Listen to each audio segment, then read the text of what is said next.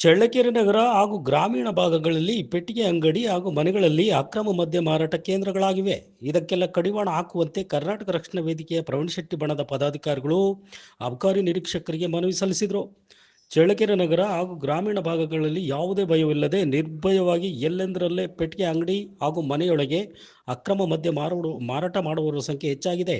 ಹಾಗೂ ಡಾಬಾ, ಹೋಟೆಲ್, ರೆಸ್ಟೋರೆಂಟ್ಗಳಲ್ಲಿ ಬಾರುಗಳ ಮೂಲಕ ಮದ್ಯದ ಬಾಕ್ಸ್ಗಳು ಸರಬರಾಜು ಆಗುತ್ತಿವೆ.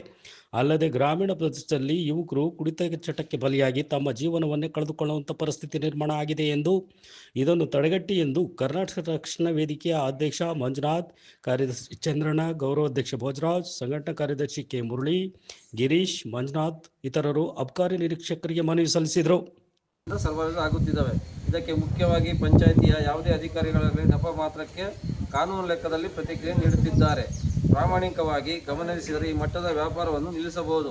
ಡಾಬಾ, ಹೋಟೆಲ್ಗಳಲ್ಲಿ ಕೂಡ ಮದ್ಯದ ಬಾಟಲ್ಗಳು ಸರಬರಾಜು ಆಗುತ್ತಿದ್ದಾವೆ. ಇದರಿಂದ ಎಷ್ಟೋ ಯುವಕರು ಮತ್ತು ನಗರ ಮತ್ತು ಗ್ರಾಮಗಳಲ್ಲಿ ಕುಡಿತಕ್ಕೆ ಬಲಿಯಾಗುತ್ತಿರುವುದು ನಾವುಗಳೆಲ್ಲ ತಾಲೂಕಿನಲ್ಲಿ ಕಣ್ಣಾರ ನೋಡುತ್ತಿದ್ದೇವೆ.